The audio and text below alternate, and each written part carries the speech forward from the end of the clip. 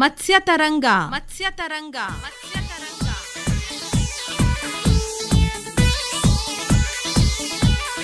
ಮೀನು ಸಾಕಾಣಿಕೆ ತಾಂತ್ರಿಕತೆಗಳನ್ನು ಕುರಿತ ಬಾನುಲಿ ಸರಣಿ ಕೇಳಿ.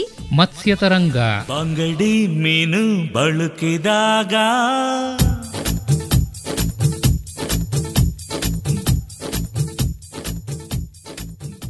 ರೈತ ಬಾಂಧವರೇ, ಇಂದಿನ ಮತ್ಸ್ಯತರಂಗ ಮೀನು ಸಾಕಾಣಿಕಾ ತಾಂತ್ರಿಕತೆಗಳನ್ನು ಕುರಿತ ಬಾನುಲಿ ಸರಣಿಯಲ್ಲಿ ಆಧುನಿಕ ಮೀನು ಕೃಷಿ ಪದ್ಧತಿಗಳು ಈ ಕುರಿತು ಕೆಆರ್ಪೇಟೆ ತಾಲೂಕು ಮೀನುಗಾರಿಕಾ ಸಹಾಯಕ ನಿರ್ದೇಶಕರಾದ ಟಿ.ಡಿ. ಜಗದೀಶ್ ಅವರೊಂದಿಗಿನ ಸಂದರ್ಶನವನ್ನು ಕೇಳೋಣ. ಇವರನ್ನು ಸಂದರ್ಶನ ಮಾಡಿದ್ದಾರೆ ಎನ್. ಕೇಶವಮೂರ್ತಿ.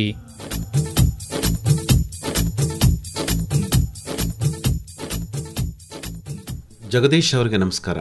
ನಮಸ್ತೆ ಸರ್. ತಾವು ಇವತ್ತಿನ ದಿವಸ ಆಧುನಿಕ ಮೀನು ಕೃಷಿ ಪದ್ಧತಿಗಳು ಮತ್ತು ಅದನ್ನು ಯಾವ ರೀತಿ ಅಳವಡಿಸ್ಕೊಳ್ಳೋ ವಿಧಾನಗಳು ಹೇಗೆ, ಈ ಬಗ್ಗೆ ವಿವರವಾಗಿ ಮಾಹಿತಿಯನ್ನು ನೀಡಬೇಕು. ನಮಸ್ತೆ ಸರ್. ನಮ್ಮಲ್ಲಿ ಮೀನುಗಾರಿಕೆ ಇಲಾಖೆಯಲ್ಲಿ ಈಗ ಕಾಲಕ್ರಮೇಣ ಮೊದಲಿಂದನೂ ಕೂಡ ಏನೋ ಒಂದು ಸಾಂಪ್ರದಾಯಿಕ ಪದ್ಧತಿ ಅಂತ ಹೇಳ್ತೀವಿ, ಅದರಲ್ಲಿ ಕೊಳಗಳಲ್ಲಿ ಮೀನು ಸಾಕೋದು ಅದೆಲ್ಲ ಮುಂಚೆಯಿಂದನೂ ಬಂದಿದೆ. ಈಗ ಆಧುನಿಕ ಮೀನು ಕೃಷಿ ಪದ್ಧತಿ ಅಂದರೆ ಇತ್ತೀಚಿನ ದಿನಗಳಲ್ಲಿ ಪ್ರಚಲಿತವಾಗಿ ತಾವೆಲ್ಲ ಕೇಳಿರ್ಬೋದು. ಇದರಲ್ಲಿ ಬಯೋಫ್ಲಾಗ್ ತಂತ್ರಜ್ಞಾನ ಅಂತ ಒಂದಿದೆ, ಮತ್ತು RAS ರೀಸರ್ಕ್ಯುಲೇಟರಿ ಅಕ್ವಾಕಲ್ಚರ್ ಸಿಸ್ಟಮ್ ಅಂತ ಹೇಳ್ತೀವಿ, ಪುನರ್ ಪರಿಚಲನಾ ಜಲಕೃಷಿ ಪದ್ಧತಿ ಅಂತ ಹೇಳ್ತೀವಿ.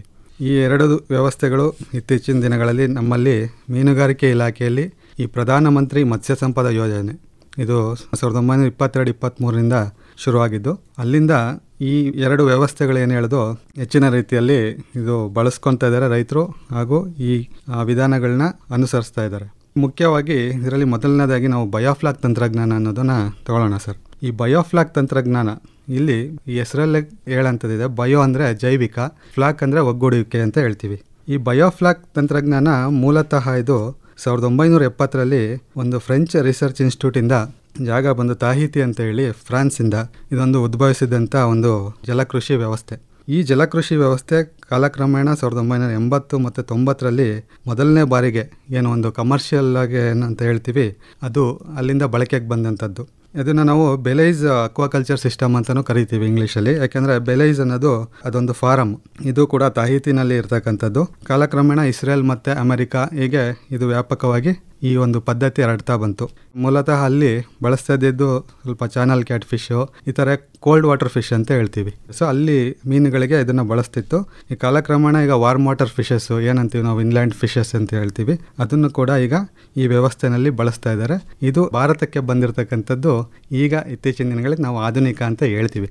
ಇದರಲ್ಲಿ ಮುಖ್ಯವಾಗಿ ಒಂದು ನಮ್ಮಲ್ಲಿ ಕೃಷಿ ಪದ್ಧತಿ ಮೀನು ಸಾಕಣೆ ಪದ್ಧತಿನಲ್ಲಿ 3 ರೀತಿ ಇದೆ. ಒಂದು ವ್ಯಾಪಕ ಪದ್ಧತಿ ಅಂತ ಹೇಳ್ತೀವಿ, ಎಕ್ಸ್ಟೆನ್ಸಿವ್ ಕಲ್ಚರ್ ಅಂತ ಹೇಳ್ತೀವಿ. ಮತ್ತೊಂದು ಅತಿ ತೀವ್ರ ಜಲಕೃಷಿ ಪದ್ಧತಿ, ಸೆಮಿ ಇಂಟೆನ್ಸಿವ್ ಅಂತ ಹೇಳ್ತೀವಿ. ಮತ್ತು ತೀವ್ರ ಕೃಷಿ ಪದ್ಧತಿ ಅದು ಇಂಟೆನ್ಸಿವ್ ಅಕ್ವಾಕಲ್ಚರ್ ಅಂತ ಹೇಳ್ತೀವಿ. ವ್ಯಾಪಕ ಜಲಕೃಷಿನಲ್ಲಿ ಒಂದು ಉದಾಹರಣೆ ತಗೋಬೇಕಂದ್ರೆ, ಒಂದು ಕೆರೆಯಲ್ಲಿ ನಾವೊಂದು ಮೀನು ಮರಿಗಳನ್ನ ಹಾಕ್ತೀವಿ, ಅದಕ್ಕೆ ನಾವು ಯಾವುದೇ ರೀತಿಯಾದಂಥ ಆಹಾರ ಕೊಡೋದಿಲ್ಲ. ಅಲ್ಲಿ ಆ ಮೀನುಗಳು ತಮಗೆ ಸಿಗ್ತಕ್ಕಂಥ ನೈಸರ್ಗಿಕ ಆಹಾರವನ್ನು ಬಳಸ್ಕೊಂಡು ಮೀನು ಬೆಳೀತದೆ. ಮತ್ತು ಅರೆ ತೀವ್ರ ಪದ್ಧತಿಯಲ್ಲಿ ನಾವು ಮೀನು ಮರಿಗಳನ್ನ ಹಾಕ್ತೀವಿ, ಅದಕ್ಕೆ ನಾವು ಹೊರಗಡೆಯಿಂದ ಸ್ವಲ್ಪ ಏನು ಕೃತಕ ಆಹಾರ ಅನ್ನೋದನ್ನು ಸ್ವಲ್ಪ ಕೊಡ್ತೀವಿ. ಇದರಲ್ಲೂ ಅಷ್ಟೇ ಈ ಮೀನುಗಳನ್ನ ದಾಸ್ತಾನು ಮಾಡೋ ಪ್ರಮಾಣ ಕೂಡ ತುಂಬ ಕಡಿಮೆ ಇರ್ತದೆ. ಮತ್ತು ಈ ತೀವ್ರ ಜಲಕೃಷಿ ಪದ್ಧತಿ ಅಂತ ಹೇಳ್ತೀವಿ. ಈ ತೀವ್ರ ಜಲಕೃಷಿ ಪದ್ಧತಿನಲ್ಲಿ ನಾವು ಅತಿ ಕಡಿಮೆ ಜಾಗದಲ್ಲಿ ಅತಿ ಕಡಿಮೆ ಜಲಸಂಪನ್ಮೂಲದಲ್ಲಿ ತುಂಬ ಹೆಚ್ಚು ಮೀನುಗಳನ್ನ ದಾಸ್ತಾನು ಮಾಡ್ತೀವಿ. ಮೀನು ಮರಿ ದಾಸ್ತಾನು ಮಾಡಿ ಕಡಿಮೆ ಜಾಗದಲ್ಲಿ ಅತಿ ಹೆಚ್ಚು ಇಳುವರಿಯನ್ನು ಪಡಿತಕ್ಕಂಥದ್ದು ಇದು ತೀವ್ರ ಜಲಕೃಷಿ ಪದ್ಧತಿ ಅಂತ ಕರಿತೀವಿ. ಈ ಬಯೋಫ್ಲಾಗ್ ತಂತ್ರಜ್ಞಾನ ಅನ್ನೋದು ಕೂಡ ಒಂದು ತೀವ್ರ ಜಲಕೃಷಿ ಪದ್ಧತಿ. ಈ ತಂತ್ರಜ್ಞಾನದಲ್ಲಿ ಮುಖ್ಯವಾಗಿ ನಮಗೆ ಯಾವುದೇ ಒಂದು ಜಲಕೃಷಿಯಾದಂಥ ಪಾಂಡು ಅಥವಾ ಯಾವುದೇ ಕೆರೆ, ಯಾವುದೇ ಒಂದು ವಾತಾವರಣದಲ್ಲಿ ಮುಖ್ಯವಾಗಿ ನಾವು ಮೀನು ಸಾಕಾಣಿಕೆ ಮಾಡಿದಾಗ ಅದರಲ್ಲಿ ಮೀನಿಗೆ ಆಗ್ತಕ್ಕಂಥ ಆಹಾರ ಇರ್ಬೋದು, ಆ ಮೀನಿಂದ ಬಿಡುಗಡೆ ಆಗ್ತಕ್ಕಂಥ ಅದರದ್ದು ಎಕ್ಸ್ಕ್ರೀಟ ಅಂತ ಹೇಳ್ತೀವಿ, ವೇಸ್ಟ್, ತ್ಯಾಜ್ಯ, ಅದರಿಂದ ಆ ಪರಿಸರದಲ್ಲಿ ಒಂದು ಪಲ್ಯೂಟೆಂಟ್ಸ್ ಅಂತ ಹೇಳ್ತೀವಿ, ವಾಟರ್ ಪಲ್ಯೂಟೆಂಟ್ಸ್ ಅಂತ, ಅದು ತುಂಬ ಹೆಚ್ಚಾಗ್ತದೆ. ಅದರಲ್ಲಿ ಮುಖ್ಯವಾಗಿ ಪರ್ಟಿಕ್ಯುಲೇಟ್ ವೇಸ್ಟ್ ಅಂತ ಹೇಳ್ತೀವಿ. ಅದರಲ್ಲಿ ನಾವು ಮೀನಿಗೆ ಬಳಸ್ತಕ್ಕಂಥ ಆಹಾರ, ಅದರಲ್ಲಿ ಉಳಿಕೆಯಾದಂಥ ಆಹಾರ, ಮತ್ತು ಮೀನಿಂದು ಫೀಕಲ್ ಮ್ಯಾಟ್ರ್ ಅಂತ ಹೇಳ್ತೀವಿ, ಮೀನಿಂದು ತ್ಯಾಜ್ಯ, ಮತ್ತು ಮೀನು ತಿನ್ನದಲ್ಲೇ ಉಳಿತಕ್ಕಂಥ ಆಹಾರ, ಇದೆಲ್ಲ ನೀರಿನಲ್ಲಿ ಸೇರ್ಕೊತದೆ. ಮತ್ತು ಸಾಲ್ಯುಬಲ್ ವೇಸ್ಟ್ ಅಂತ ಹೇಳ್ತೀವಿ. ಈ ಉಳಿದಂಥ ಆಹಾರ, ಈ ವೇಸ್ಟ್ ತ್ಯಾಜ್ಯಗಳಿಂದ ಅದರಲ್ಲಿ ಅಮೋನಿಯಾ ಬಿಡುಗಡೆ ಆಗ್ತಕ್ಕಂಥದ್ದು, ಫಾಸ್ಫರಸ್ಸು, ಮತ್ತು ಒಂದು ಡಿಸಾಲ್ವ್ಡ್ ಆರ್ಗ್ಯಾನಿಕ್ ಕಾರ್ಬನ್ ಅಂತ ಹೇಳ್ತೀವಿ, ಇಂಗಾಲ. ಇದು ಬಿಡುಗಡೆ ಆಗ್ತಕ್ಕಂಥದ್ದು ಇದರಿಂದ ಟಾಕ್ಸಿಕ್ ಮತ್ತು ಕೆಮಿಕಲ್ ವೇಸ್ಟ್ ಅಂತ ಹೇಳ್ತೀವಿ. ಯಾಕೆಂದರೆ ಈಗ ನಮ್ಮಲ್ಲಿ ತುಂಬ ಕೆಮಿಕಲ್ಸ್ ಬಳಸೋದಿಲ್ಲ ಯಾವುದೇ ರೀತಿ ಫೀಡಲ್ಲಾಗಲಿ ಆಹಾರದಲ್ಲಾಗಲಿ. ಬಟ್ ಟಾಕ್ಸಿಕ್ ಕೆಮಿಕಲ್ಸ್ ಅಂದರೆ ಕೆಲವು ಸಲ ಈಗ ಶ್ರಿಂಪ್ ಅಂತ ಹೇಳ್ತೀವಿ, ಸಿಗಡಿ ಕೇಳಿರಬೇಕು ತಾವೆಲ್ಲ. ಅದನ್ನು ಬಳಸಬೇಕಾದ್ರೆ ಸ್ವಲ್ಪ ಆ್ಯಂಟಿಬಯೋಟಿಕ್ಸ್ ಎಲ್ಲ ಬಳಸ್ತಾರೆ. ಯಾಕೆಂದರೆ ಅದ್ರದ್ದು ಬರ್ತಕ್ಕಂಥ ಡಿಸೀಸ್ ಅಂತ ಹೇಳ್ತೀವಿ, ರೋಗಗಳನ್ನ ತಡಿಲಿಕ್ಕೆ ಬಳಸ್ತಕ್ಕಂಥ ಆ್ಯಂಟಿಬಯೋಟಿಕ್ಸು ಅದೆಲ್ಲ ಆಹಾರದ ಮೂಲಕವೇ ಬಳಸೋವಂಥದ್ದು. ಈಗ ಬಳಸಿದಾಗ ಏನಾಗ್ತದೆ, ಅದರದ್ದು ರೆಸಿಡ್ಯೂ ಆ ನೀರಿನಲ್ಲಿ ಉಳಿತಕ್ಕಂಥದ್ದು. ಹೀಗೆ ಉಳಿದಂಥ ಈ ವೇಸ್ಟ್ಗಳೆಲ್ಲ ಕೊನೆಗೆ ನಮ್ಮ ಪರಿಸರಕ್ಕೆ ಹಾನಿ ಉಂಟು ಮಾಡ್ತಕ್ಕಂಥದ್ದು. ಹೀಗೆ ಮುಖ್ಯವಾಗಿ ಇದರಲ್ಲಿ ನೈಟ್ರೋಜನ್ ಅಂತ ಹೇಳ್ತೀವಿ, ಅಂದರೆ ಅಮೋನಿಯಾ ಅಂತ ಹೇಳ್ತೀವಿ. ಈ ಅಮೋನಿಯಾ ಮೀನಿಗೆ ಎಷ್ಟು ವಿಷದಾಯಕವಾದಂತಹದ್ದು. ನಾವು ಮುಖ್ಯವಾಗಿ ಯಾವುದೇ ಜಲಕೃಷಿ ಪದ್ಧತಿಯಲ್ಲಿ ಈ ಅಮೋನಿಯಾನ ನಾವು ನಿರ್ವಹಣೆ ಮಾಡಬೇಕಾಗ್ತದೆ.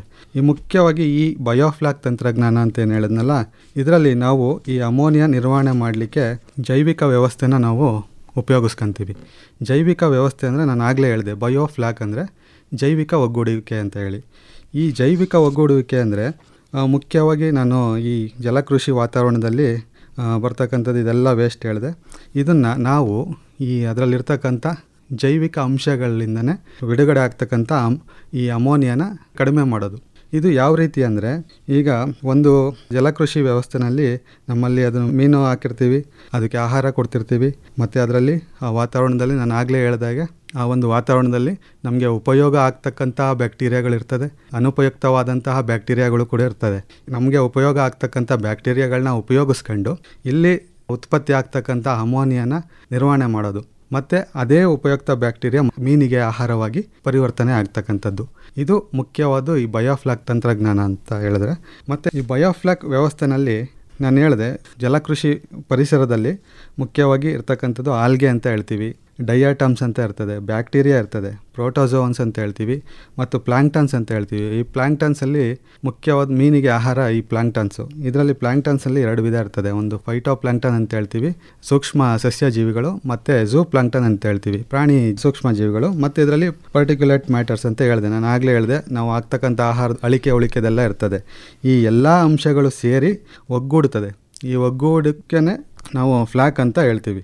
ಈ ಒಗ್ಗೂಡುವಿಕೆ ಒಂದು ಬ್ಯಾಕ್ಟೀರಿಯಾ ಮ್ಯೂಕಸ್ ಏನು ಸೆಕ್ರೇಷನ್ ಆಗ್ತದೆ, ಆ ಸೆಕ್ರೇಷನ್ ಒಳಗೆ ಇದೆಲ್ಲ ಸೇರಿಕೊಂಡು ಒಂದು ಲೂಸ್ ಮ್ಯಾಟ್ರಿಕ್ಸ್ನಲ್ಲಿ ಈ ಒಂದೆಲ್ಲ ಅಂಶಗಳು ಇರ್ತದೆ. ಇದನ್ನು ನಾವು ಫ್ಲಾಕ್ ಅಂತ ಹೇಳ್ತೀವಿ.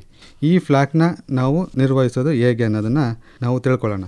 ಮುಖ್ಯವಾಗಿ ಈ ಒಂದು ಬಯೋಫ್ಲಾಕ್ ಇರ್ತದಲ್ಲ, ಅದರಲ್ಲಿ ನಮಗೆ ಈಗ ನಾವು ಆಹಾರ ಹಾಕೋದು ಒಂದು ಮೀನಿಗೆ ಸುಮಾರು ನಮಗೆ ಪ್ರೋಟೀನ್ ಮತ್ತು ಲಿಪಿಡ್ಡು, ಅದರಲ್ಲಿರ್ತಕ್ಕಂಥ ಆ್ಯಶ್ ಮತ್ತು ಫೈಬರು ಎಲ್ಲ ಅಂಶಗಳಿರ್ತಕ್ಕಂಥ ಆಹಾರನ ನಾವು ಮೀನಿಗೆ ಬಳಸ್ತೀವಿ. ಅದೇ ರೀತಿಯಾಗಿ ಈ ಫ್ಲಾಕ್ ಏನು ಇದು ಫಾರ್ಮ್ ಆಗ್ತದೆ, ಅದರಲ್ಲೂ ಕೂಡ ನಮಗೆ ಮೀನಿಗೆ ಬೇಕಾದಂತಹ ಪ್ರೋಟೀನ್ ಇರ್ತದೆ. 35-50% ಪ್ರೋಟೀನ್ ಇರ್ತದೆ. ಮೀನಿಗೆ ಮುಖ್ಯವಾಗಿ ಬೆಳವಣಿಗೆಗೆ ಬೇಕಾಗಿರ್ತಕ್ಕಂಥ ಅಂಶ ಅಂದರೆ ಪ್ರೋಟೀನು. ಈ ಪ್ರೋಟೀನು ಅಂಶ ಈಗ ಫ್ಲಾಕಲ್ಲಿ ಇರೋದ್ರಿಂದ ಮೀನೇನು ಮಾಡ್ತದೆ, ಇದನ್ನು ಮತ್ತೆ ಆ ಫ್ಲಾಕನ್ನೇ ಅದು ತಿನ್ನೋದ್ರಿಂದ ನಾವು ಹೊರಗಡೆಯಿಂದ ಆಗ್ತಕ್ಕಂಥ ಆಹಾರನ 30% ನಾವು ಕಡಿಮೆ ಮಾಡ್ಬೋದು. ಇದರಿಂದ ರೈತರಿಗೆ ಒಂದು ಆಹಾರದ್ದು ಹಣ ಉಳಿತದೆ. ಮತ್ತು ಇಲ್ಲಿ ಈ ಬಯೋಫ್ಲಾಕ್ ಅಂತ ಏನು ಹೇಳಿದೆ, ಆ ಫ್ಲಾಕ್ಸ್ ಆ ಸೂಕ್ಷ್ಮ ಜೀವಿಗಳಿಂದ ಆ ನೀರು ಕೂಡ ಮಾಲಿನ್ಯನೂ ಕೂಡ ತಡೆಗಟ್ಬೋದು. ಹಂಗಾಗಿ ಇದನ್ನು ನಾವು ಇಂಗ್ಲೀಷಲ್ಲಿ ಇನ್ನೊಂದು zero water exchange aquaculture system ಅಂತಲೇ ಹೇಳ್ತೀವಿ. ಹಂಗಾಗಿ ಈ ಒಂದು ಬಯೋಫ್ಲಾಕ್ ತಂತ್ರಾಂಶವನ್ನು ಎಲ್ಲಿ ನೀರಿನ ಲಭ್ಯತೆ ಕಡಿಮೆ ಇರ್ತದೆ ಅಂಥವರು ಇದನ್ನು ಬಳಸ್ಬೋದು. ಯಾಕೆಂದರೆ ಇದರಲ್ಲಿ ನಾವು ನೀರನ್ನು ನಾವು ಎಕ್ಸ್ಚೇಂಜ್ ಮಾಡೋದು ತುಂಬ ಕಡಿಮೆ ಇರ್ತದೆ. ಹಂಗಾಗಿ ರೈತರಿಗೆ ಇದೊಂದು ಒಳ್ಳೆಯ ತಂತ್ರಾಂಶ ಆಗಿದೆ. ಮತ್ತು ನಾನು ಆಗಲೇ ಹೇಳಿದಾಗೆ ಇದರಲ್ಲಿ ಕ್ರೂಡ್ ಪ್ರೋಟೀನ್ ಕೂಡ 35-50% ಇರೋದ್ರಿಂದ ನಾವು ಆಹಾರದ ಪ್ರಮಾಣನೂ ಕೂಡ ಕಡಿಮೆ ಮಾಡ್ಕೋಬೋದು. ಮತ್ತು ಮುಖ್ಯವಾಗಿ ಇಲ್ಲಿ ಈಗ ಜೈವಿಕ ಅಂಶಗಳು ಯಾವ ರೀತಿಯಾಗಿ ಒಂದು ಆ ಪರಿಸರದಲ್ಲಿ ಕಾರ್ಯನಿರ್ವಹಿಸ್ತವೆ ಅನ್ನೋದಾದರೆ, ಒಂದು ನಮಗೆಲ್ಲ ಗೊತ್ತಿರ್ತಕ್ಕಂಥದ್ದು ಈ ನೈಟ್ರಿಫಿಕೇಷನ್ ಪ್ರೋಸೆಸ್. ಏನೀಗ ನಾವು ನೈಟ್ರೋಜನ್ ಬ್ಯಾಕ್ಟೀರಿಯಾ ಅಂತ ಹೇಳ್ತೀವಿ. ಅದರಲ್ಲಿ ಈ ಅಮೋನಿಯಾನ ಕೆಲವು ಬ್ಯಾಕ್ಟೀರಿಯಾಗಳಿರ್ತದೆ, ನೈಟ್ರೋಸೋಮನಸ್ ಮತ್ತು ನೈಟ್ರೋಬ್ಯಾಕ್ಟರ್ ಅಂತ ಹೇಳ್ತೀವಿ. ಇದು ನೈಟ್ರೋಸೋಮನಸ್ ಏನು ಮಾಡ್ತದೆ, ನಮ್ಮಲ್ಲಿರ್ತಕ್ಕಂಥ ಅಮೋನಿಯಾನ ನೈಟ್ರೈಟ್ ಆಗಿ ಕನ್ವರ್ಟ್ ಮಾಡ್ತದೆ. ಮತ್ತು ನೈಟ್ರೋಬ್ಯಾಕ್ಟರು ಆ ನೈಟ್ರೈಟ್ನ ನೈಟ್ರೇಟ್ ಆಗಿ ಕನ್ವರ್ಟ್ ಮಾಡ್ತದೆ. ಈ ನೈಟ್ರೇಟು ನಮಗೆ ಇದು ಸೋರ್ಸ್ ಆಫ್ ನೈಟ್ರೋಜನ್ ಆಗಿರ್ತದೆ. ಮತ್ತು ಈ ನೈಟ್ರೋಜನ್ ಸೋರ್ಸ್ನ ನಮಗೆ ಏನು ಉಪಯುಕ್ತತಾ ಬ್ಯಾಕ್ಟೀರಿಯಾ ಅಂತ ಹೇಳ್ದೋ, ಉದಾಹರಣೆಗೆ ಲ್ಯಾಕ್ಟೋಬೆಸಿಲಸ್ ಅಂತ ಹೇಳ್ತೀವಿ, ಬೆಸಿಲಸ್ ಸಬ್ಟಿಲಿಸ್ ಅಂತ ಹೇಳ್ತೀವಿ, ಬೆಸಿಲಸ್ ಮ್ಯಾಗಟೇರಿಯಂ ಈ ಥರ ಬೆಸಿಲಸ್ ಬ್ಯಾಕ್ಟೀರಿಯಾಸ್ ಇರ್ತದೆ.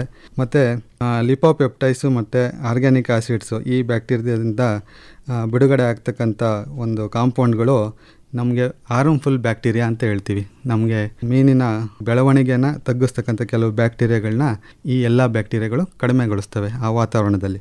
ಮತ್ತು ಈ ಬ್ಯಾಕ್ಟೀರಿಯಾಗಳು ಬೆಳವಣಿಗೆ ಆಗಲಿಕ್ಕೆ ಅದಕ್ಕೆ ಇಂಗಾಲ ಮತ್ತು ಸಾರಜನಕ ಅಂತ ಹೇಳ್ತೀವಿ, ನೈಟ್ರೋಜನ್ ಅಂತ ಹೇಳ್ತೀವಲ್ಲ, ಈ ಎರಡು ಕಾಂಪೌಂಡ್ಸ್ ಅಂತ ಹೇಳ್ತೀವಿ. ಇದು ಬ್ಯಾಕ್ಟೀರಿಯಾಗಳ ಬೆಳವಣಿಗೆಗೆ ಮುಖ್ಯವಾಗಿ ಬೇಕಿರ್ತದೆ.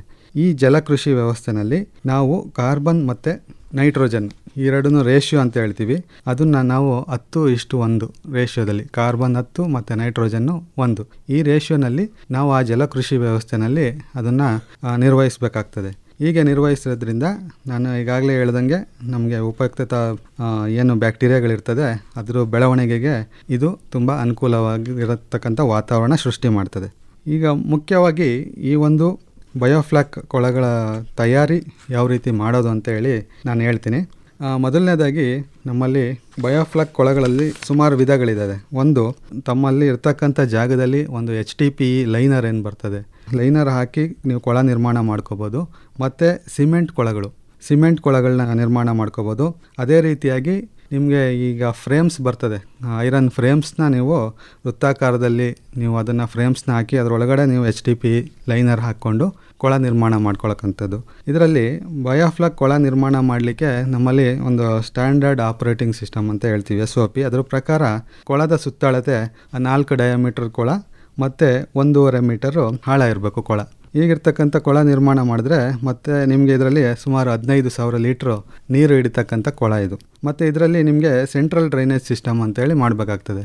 ಯಾಕೆಂದರೆ ನೀವು ಅಳಿದುಳಿದ ತ್ಯಾಜ್ಯ ಅದನ್ನೆಲ್ಲ ನೀವು ಒಮ್ಮೆ ತುಂಬ ಜಾಸ್ತಿ ಆಯ್ತಂದರೆ ಒಮ್ಮೆ ಅದನ್ನು ಆಚೆ ತೆಗಿಲಿಕ್ಕೆ ಅನುಕೂಲ ಆಗ್ತದೆ ಸೆಂಟ್ರಲ್ ಡ್ರೈನೇಜ್ ಇದ್ದರೆ. ಮತ್ತು ಕೊಳ ಮಾಡಬೇಕಾದ್ರೆ ನಾವು ಯಾವತ್ತೂ ವೃತ್ತಾಕಾರದ ಕೊಳಗಳನ್ನ ನಾವು ನಿಮಗೆ ಪ್ರಿಫರ್ ಮಾಡ್ತೀವಿ. ಯಾಕೆ ಅಂದರೆ ವೃತ್ತಾಕಾರದ ಕೊಳಗಳಲ್ಲಿ ನಮಗೆ ವಾಟರ್ ಸರ್ಕ್ಯುಲೇಷನ್ನು ಚೆನ್ನಾಗಿ ನೀರು ಸುತ್ತುವರ್ತಕ್ಕಂಥದ್ದು, ವಾಟರ್ ಸರ್ಕ್ಯುಲೇಷನ್ನು ಇದೆಲ್ಲ ತುಂಬ ನಿರ್ವಹಣೆ ಮಾಡಲಿಕ್ಕೆ ಈಸಿ ಆಗ್ತದೆ. ವೃತ್ತಾಕಾರದ ಕೊಳದಲ್ಲಿ ಮತ್ತು ಇನ್ನೊಂದು ಅಡ್ವಾಂಟೇಜ್ ಏನಂದರೆ ನಿಮಗೆ ನೀರೆಲ್ಲ ತೆಗೆದು ಹಾರ್ವೆಸ್ಟ್ ಮಾಡಲಿಕ್ಕೆಲ್ಲ ಈಸಿ ಆಗ್ತದೆ. ಹೀಗೆ ನಾವು ವೃತ್ತಾಕಾರದ ಕೊಳನ ನಾವು ಪ್ರಿಫರ್ ಮಾಡ್ತೀವಿ. ಮತ್ತು ಹೀಗೆ ಮಾಡಿದಂಥ ಕೊಳದಲ್ಲಿ ನಮಗೆ ಈ ಒಂದು ಬಯೋಫ್ಲಾಕ್ ನಮಗೆ ನಿರ್ವಹಣೆ ಮಾಡಲಿಕ್ಕೆ ಮತ್ತು ಬೇರೆ ಪ್ರಮುಖವಾದ ನಮಗೆ ಏರೇಷನ್ ಅದಕ್ಕೆ ಅಗತ್ಯ ಇರ್ತದೆ. ಏರೇಷನ್ ಅಂದರೆ ನಾವು ಹೊರಗಡೆಯಿಂದ ನಾವು ಬ್ಲೋವರ್ ಮೂಲಕ ಏನು ನಮ್ಮದು ವಾತಾವರಣದಲ್ಲಿರ್ತಕ್ಕಂಥ ಆಮ್ಲಜನಕನ ಅದರಲ್ಲಿ ಪಂಪ್ ಮಾಡ್ತಕ್ಕಂಥದ್ದು. ಮತ್ತು ಪ್ಯಾಡ್ಲುಬಿಲ್ ಏರೇಟರ್ಸ್ ಅಂತ ಹೇಳ್ತೀವಿ. ಇದು ಯಥೇಚ್ಛವಾಗಿ ಈಗ ಸಿಗಡಿ ಬೆಳೀತಕ್ಕಂಥ ಕೆಲವು ಕಡೆ ಎಲ್ಲ ತುಂಬ ಯೂಸ್ ಮಾಡ್ತಾರೆ ಪ್ಯಾಡ್ಲುಬಿಲ್ ಏರೇಟರ್ಸ್ ಅಂತ. ಮತ್ತು ಪ್ರಮುಖವಾದದ್ದು ಈ ಏರೇಟರ್ಸ್ ಎಲ್ಲ ನಿಮಗೆ ವರ್ಕ್ ಆಗಲಿಕ್ಕೆ ಅಂದರೆ ಕಂಟಿನ್ಯೂಸ್ ವರ್ಕ್ ಆಗಬೇಕಂದ್ರೆ ನಿಮಗೆ ವಿದ್ಯುತ್ ಶಕ್ತಿಯು ಅಷ್ಟೇ ಪ್ರಮುಖವಾಗಿರ್ತದೆ. ಅದು ತುಂಬ 24/7 ಅಂತ ಹೇಳ್ತೀವಿ. ಮತ್ತು ಈಗಿರ್ತಕ್ಕಂಥ ವಿದ್ಯುತ್ ಶಕ್ತಿ ದರದಲ್ಲಿ ಸ್ವಲ್ಪ ರೈತರಿಗೆ ಕಷ್ಟ ಆಗ್ಬೋದು. ಬಟ್ ಅದ್ರ ಬದಲು ನೀವು ಸೋಲಾರ್ದು ಪ್ಯಾನಲ್ ಅಳವಡಿಸ್ಕೊಂಡು ನೀವು ವಿದ್ಯುತ್ ಶಕ್ತಿಯನ್ನು ಇದಕ್ಕೆ ಬಳಸ್ಕೋಬೋದು. ಮತ್ತು ಹೀಗೆ ನಾನಾಗಲೇ ಹೇಳಿದೆ ಬಯೋಫ್ಲಾಕ್ ಕೊಳಗಳ ತಯಾರಿನ ನಾವು ಮುಂಚೆ ಮಾಡ್ಕೋಬೇಕಾಗ್ತದೆ. ಈ ಬಯೋಫ್ಲಾಕ್ ಕೊಳ ತಯಾರಿ ಮಾಡಲಿಕ್ಕೆ ಮೊದಲು ನಿಮಗೆ ನಾನು ಹೇಳಿದೆ HDPE ಲೈನರ್ ಇರ್ಬೋದು, ಅಥವಾ ಫ್ರೇಮಲ್ಲಿ ನೀವು HDPE ಲೈನರ್ ಹಾಕಿ ಮಾಡಿರೋದಿರ್ಬೋದು, ಅಥವಾ ಸಿಮೆಂಟ್ ತೊಟ್ಟಿಗಳಿರ್ಬೋದು, ಬಯೋಫ್ಲಾಕ್ ತೊಟ್ಟಿಗಳಿರ್ಬೋದು. ಇವನ್ನ ಮೊದಲಾಗಿ ಕೊಳನ ಸ್ವಚ್ಛಗೊಳಿಸ್ಕೋಬೇಕು. ಈ ಕೊಳ ಸ್ವಚ್ಛಗೊಳಿಸ್ಕೊಂಡು ಮತ್ತು ಈ ಕೊಳದ್ದು 30-40 ಭಾಗ ಉತ್ತಮ ಗುಣಮಟ್ಟದ ನೀರು ತುಂಬಿಸಿ 1 ದಿನದ ಬಳಿಕ ಪ್ರತಿ 1,000 ಲೀಟರ್ಗೆ 100 ಗ್ರಾಮ್ ಉಪ್ಪಿನ ಮಿಶ್ರಣ ಮಾಡೋದು. ಇದು ಮಾಡೋದು ಮುಖ್ಯ ಉದ್ದೇಶ ಏನಂದರೆ ಆ ನೀರಿನಲ್ಲಿರ್ತಕ್ಕಂಥ ಬ್ಯಾಕ್ಟೀರಿಯಾ, ಇತರೆ ಹೊರಗಡೆಯಿಂದ ಬಂದಿರತಕ್ಕಂಥ ಕ್ರಿಮಿ ಇವೆಲ್ಲ ನಿರ್ಮೂಲ ಆಗಲಿಕ್ಕೆ ಅಂತ ಹೇಳಿ ನಾವು ಈ ಉಪ್ಪನ್ನು ಬಳಸ್ತೀವಿ. ಮತ್ತು ನೀರನ್ನು ತುಂಬಿಸ್ತೀರ 30-40%. ಅದಾದಮೇಲೆ 1 ದಿನದ ನಂತರ ಪ್ರತಿ 1000 ಲೀಟರ್ ನೀರಿಗೆ 1 kg ಬೆಲ್ಲದ ಮಿಶ್ರಣವನ್ನು ಇದನ್ನು ಬಳಸಬೇಕಾಗ್ತದೆ. ಈ ಬೆಲ್ಲದ ಮಿಶ್ರಣ ಅಂದರೆ ನಾನು ಆಗಲೇ ಹೇಳಿದೆ, ಇದಕ್ಕೆ ಬಯೋಫ್ಲಾಕ್ ಒಂದು ಬ್ಯಾಕ್ಟೀರಿಯಾ ಒಂದು ನಿರ್ವಹಣೆ ಮಾಡಲಿಕ್ಕೆ ನಾವು ಇಂಗಾಲದ ಅವಶ್ಯಕತೆ ಇರ್ತದೆ ಅಂತ ಹೇಳಿ. ಹಾಗಾಗಿ ಇದು ಇಂಗಾಲದ ಮೂಲವಾಗಿ ನಾವು ಬೆಲ್ಲವನ್ನು ಇದರಲ್ಲಿ ಬಳಸ್ತೀವಿ. ಇದನ್ನೆಲ್ಲ ಆದಮೇಲೆ ನಮಗೆ ಏರೇಷನ್ ಕೊಡಬೇಕಾಗ್ತದೆ. ನಾನು ಆಗಲೇ ಹೇಳಿದೆ ಏರೇಷನ್ ಅಂದರೆ ಅದರಲ್ಲಿ ಬೆಳೀತಕ್ಕಂಥ ಏನು ಫ್ಲಾಕ್ ಅಂತ ಏನು ಹೇಳಿದೆ ಅದು ನಮಗೆ ನೀರಲ್ಲಿ ಸೆಟ್ಲ್ ಆಗಬಾರ್ದು ಕೆಳಗಡೆ, ಅದು ಯಾವಾಗಲೂ ಸ್ವಲ್ಪ ಮೂಮೆಂಟಲ್ಲಿ ಇರಬೇಕಾಗ್ತದೆ.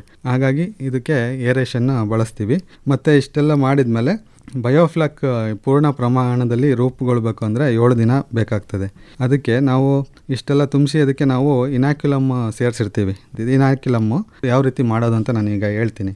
ಒಂದು ಬಯೋಫ್ಲಾಕ್ ಇನಾಕ್ಯುಲಮ್, ಅದು ಎಪ್ ಅಂತ ಹೇಳ್ತೀವಿ. ಕೊಳ ನಿರ್ಮಾಣ ಮಾಡಿರ್ತೀವಿ ಅದಕ್ಕೆ ಇನಾಕ್ಯುಲಮ್ನ ಹೊರಗಡೆಯಿಂದ ನಾವು ಸೇರಿಸ್ಬೇಕಾಗ್ತದೆ. ಈ ಇನಾಕ್ಯುಲಮ್ ತಯಾರು ಮಾಡಲಿಕ್ಕೆ ಈಗ 15,000 ಲೀಟ್ರಿಗೆ 150 ಲೀಟ್ರ್ ಇನಾಕ್ಯುಲಮ್ ಅಗತ್ಯ ಇರ್ತದೆ. ಈ 150 ಲೀಟ್ರ್ ಇನಾಕ್ಯುಲಮ್ ತಯಾರು ಮಾಡಲಿಕ್ಕೆ ನಾವು ಒಂದು 150 ಲೀಟ್ರ್ ಹಿಡಿತಕ್ಕಂಥ ಟಬ್ನಲ್ಲಿ ಒಂದು ಒಳ್ಳೆ ರೀತಿಯಾಗಿ ಉತ್ತಮವಾದ ಏರೇಷನ್ ಕೊಡ್ತೀವಿ. ಮತ್ತು ಅದಕ್ಕೆ ನಾವು ಒಂದು 3 kg ಕೊಳದ ಮಣ್ಣು ಏನಕ್ಕೆ ಬಳಸ್ತೀವಿ ಅಂದರೆ ಅದರಲ್ಲಿ ಸ್ವಲ್ಪ ನೈಟ್ರಿಫಿಕೇಷನ್ ಆಗಲಿಕ್ಕೆ ಒಂದು ನೈಟ್ರೋಜನ್ ಬ್ಯಾಕ್ಟೀರಿಯಾ ಅಗತ್ಯ ಇರ್ತದೆ. ಮತ್ತು ಅದನ್ನು ಡೆವಲಪ್ ಆಗಲಿಕ್ಕೆ ಅಂತೇಳಿ 3 kg ಕೊಳದ ಮಣ್ಣು ಮತ್ತು 1.5 ಗ್ರಾಮಷ್ಟು ಅಮೋನಿಯಂ ಸಲ್ಫೇಟ್ ಅಥವಾ ಯೂರಿಯಾ ಮತ್ತು 30 ಗ್ರಾಮ್ನಷ್ಟು ಇಂಗಾಲದ ಮೂಲ ಅಂದರೆ ನಾನು ಆಗಲೇ ತಿಳಿಸ್ತೇನೆ ನಿಮಗೆ, ಬೆಲ್ಲ, ಗೋಧಿ ಹಿಟ್ಟು ಅಥವಾ ಮರಗೆಣಸಿನ ಹುಡಿ, ಇವಿಷ್ಟು ಇಂಗಾಲದ ಮೂಲ ಇರ್ತದೆ. ಇದ್ರ ಬದಲು ನೀವು ಕಾಕಂಬಿ ಅಂತ ಬರ್ತದೆ, ನೀವು ಕಾಕಂಬಿ ಕೂಡ ಬಳಸ್ಬೋದಾಗಿದೆ. ಈ ಎಲ್ಲ ಮಿಶ್ರಣ ಮಾಡಿ ಉತ್ತಮವಾಗಿ ಒಂದು ಏರೇಷನ್ ಕೊಟ್ಟಾದಮೇಲೆ 24ರಿಂದ 48 ಗಂಟೆ ನಂತರ ನಿಮಗೆ ಒಳ್ಳೆ ಬಯೋಫ್ಲಾಕ್ದು ಇನಾಕ್ಯುಲಮ್ ತಯಾರಾಗ್ತದೆ. ಈ ಇನಾಕ್ಯುಲಮ್ ಹೇಗಿರ್ತದೆ ಅಂದರೆ ಅದರಲ್ಲಿ ತುಂಬ ನೊರೆ ಬಂದಿರ್ತದೆ. ಈಗ ಒಂದು ಏರೇಷನ್ ಕೊಟ್ಟಾಗ ಒಂದು 48 ಗಂಟೆ ಆದಮೇಲೆ ತುಂಬ ನೊರೆ ಬಂದಿರ್ತದೆ.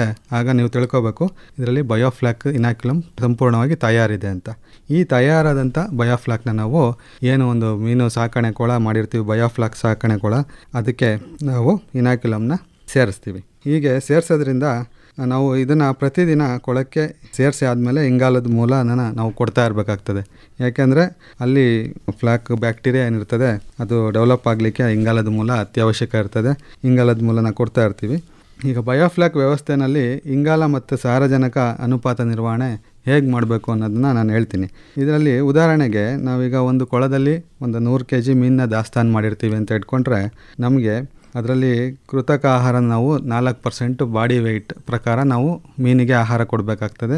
ಈಗ 4%, ಉದಾಹರಣೆಗೆ ನಾವು ಕೊಡ್ತಕ್ಕಂಥ ಮೀನಿನ ಆಹಾರದಲ್ಲಿ 30% ಪ್ರೋಟೀನ್ ಇದೆ ಅಂತ ತಿಳ್ಕೊಳ್ಳಿ.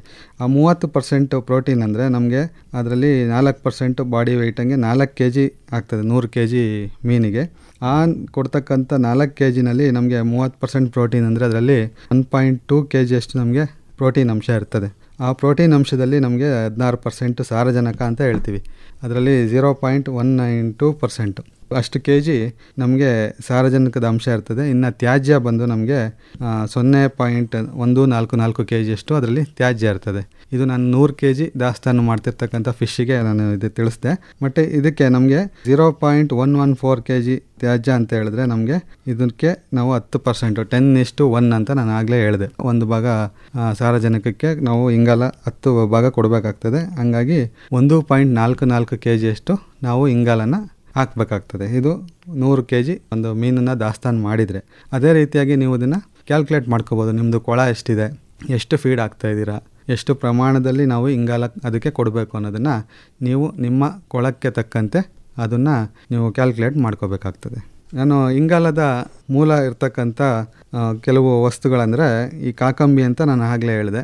ಈ ಹಾಲು ಕಬ್ಬಿಂದ ತೆಗೆದು ಆದಮೇಲೆ ಅದರಲ್ಲಿ ಸಿಗ್ತಕ್ಕಂಥದ್ದು ಕಾಕಂಬಿ ಅಂತ. ಇದರಲ್ಲಿ ಇಂಗಾಲ ನಿಮಗೆ 28% ಇಂಗಾಲ ಇರ್ತದೆ.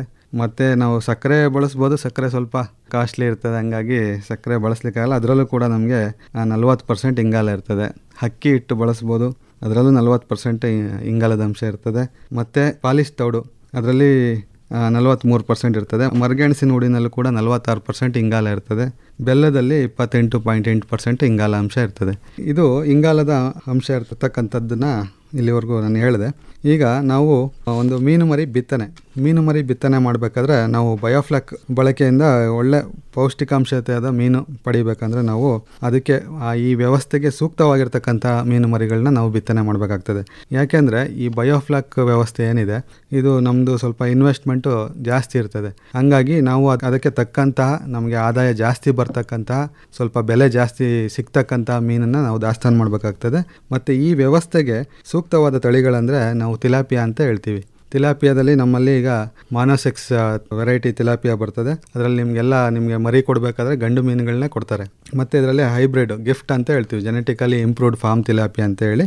ಇದು ತಿಲಾಪಿಯಾದಲ್ಲಿ ಸೂಕ್ತವಾದ ತಳಿಗಳು. ಮತ್ತು ಸ್ಪಂಗೇಶಿಯಸ್ ಅಂತ ಹೇಳ್ತೀವಿ, ಮಗೂರ್ ಅಂತ ಹೇಳ್ತೀವಿ. ಇವೆಲ್ಲ ಕ್ಯಾಟ್ ಫಿಶ್ ತಳಿಗಳು. ಸಿಂಗಿ ಮತ್ತು ಸಿಗಡಿ ಕೂಡ ಮಾಡ್ಬೋದು. ನಾವು HDP ಲೈನರ್ ಹಾಕಿ ಸುಮಾರು 10 ಗುಂಟೆ 20 ಗುಂಟೆ ಕೊಳಗಳು ಮಾಡಿರ್ತೀವಿ. ಅದರಲ್ಲಿ ನಾವು ಸಿಗಡಿ ಕೂಡ ಇದರಲ್ಲಿ ಸಾಕಲಿಕ್ಕೆ ಅನುಕೂಲ ಇರ್ತದೆ. ಮತ್ತು ಮೀನು ಮರಿಗಳ ದಾಸ್ತಾನು ಪ್ರಮಾಣ ಮತ್ತು ಗಾತ್ರ ಎಷ್ಟಿರಬೇಕು. ಈಗ ನಾವು ಯಾವುದೇ ಕೃಷಿ ಮಾಡಬೇಕಾದ್ರೆ ನಾವು ಸ್ವಲ್ಪ ದೊಡ್ಡ ಗಾತ್ರದ ಮೀನು ಮರಿಗಳನ್ನ ಬಳಸಿದ್ರೆ ಅದು ಬದುಕುಳಿಯುವ ಪ್ರಮಾಣ ಜಾಸ್ತಿ ಇರ್ತದೆ.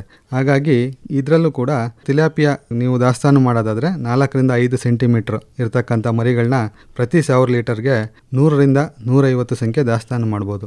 ಇಲ್ಲಿ ನಿಮಗೆ ವ್ಯತ್ಯಾಸ ಗೊತ್ತಾಗ್ತದೆ. ಈಗ ನಾನು ಸಾಂಪ್ರದಾಯಿಕ ಶೈಲಿ ಮೀನು ಕೃಷಿ ಅಂತ ಹೇಳಿದ್ನಲ್ಲ, ಅಲ್ಲಿ ನಾವು 1 ಎಕರೆಗೆ 4-5 ಸಾವಿರ ಮರಿ ಅಷ್ಟೇ ದಾಸ್ತಾನು ಮಾಡಲಿಕ್ಕೆ ಅವಕಾಶ ಇರ್ತದೆ. ಬಟ್ ಈ ಕೃಷಿ ಪದ್ಧತಿನಲ್ಲಿ, ಬಯೋಫ್ಲಾಕ್ ಪದ್ಧತಿನಲ್ಲಿ, ನೀವು ಇಲ್ಲಿ ಪ್ರತಿ 1000 ಲೀಟ್ರಿಗೆ ನೀವು 100ರಿಂದ 150 ಸಂಖ್ಯೆ ದಾಸ್ತಾನು ಮಾಡ್ಬೋದು. ಮತ್ತು ನಾವು ಆಹಾರ ಬಳಸೋದಾದರೆ ಮೀನಿನ ತೂಕದ 2-3% ಕೃತಕ ಆಹಾರ ನೀಡ್ಬೋದು. ಏಕೆಂದರೆ ಇದನ್ನು ಪ್ರತಿದಿನಕ್ಕೆ 4 ಬಾರಿ ನಾವು ಕೊಡ್ತೀವಿ. ಸ್ವಲ್ಪ ಮೀನು ಬೆಳವಣಿಗೆ ಆದ ನಂತರ ಪ್ರತಿದಿನ ನಾವು 2 ಬಾರಿ ಅದನ್ನು ಕಡಿಮೆ ಮಾಡ್ಕೊತೀವಿ. ಮತ್ತು ಕೃತಕ ಆಹಾರದ ಸಮರ್ಪಕ ಬಳಕೆಯಿಂದ ನಾವು FCR, ಫೀಡ್ ಕನ್ವರ್ಷನ್ ರೇಷಿಯೋ ಅಂತ ಹೇಳ್ತೀವಿ. ಈಗ ನಾವು 1 kg ಮೀನು ಬೆಳಿಲಿಕ್ಕೆ ನಾವು ಎಷ್ಟು ಆಹಾರ ಕೊಡ್ತೀವಿ ಅಂತ. ಈ ಪದ್ಧತಿನಲ್ಲಿ 1:1.2 ಅಂತ ಹೇಳ್ತೀವಿ FCR ರೇಷಿಯೋ. ಅದು ನಾವು 1 kg ಮೀನು ಬೆಳೆಸಲಿಕ್ಕೆ 1.2 kg ಅಷ್ಟು ಆಹಾರ ನೀಡಬೇಕಾಗ್ತದೆ. ಮತ್ತು ಇದರಲ್ಲಿ ನೀರಿನ ಗುಣಮಟ್ಟನ ನಾವು ಅಷ್ಟೇ ನೀಟಾಗಿ ಕಾಪಾಡ್ಕೋಬೇಕಾಗ್ತದೆ.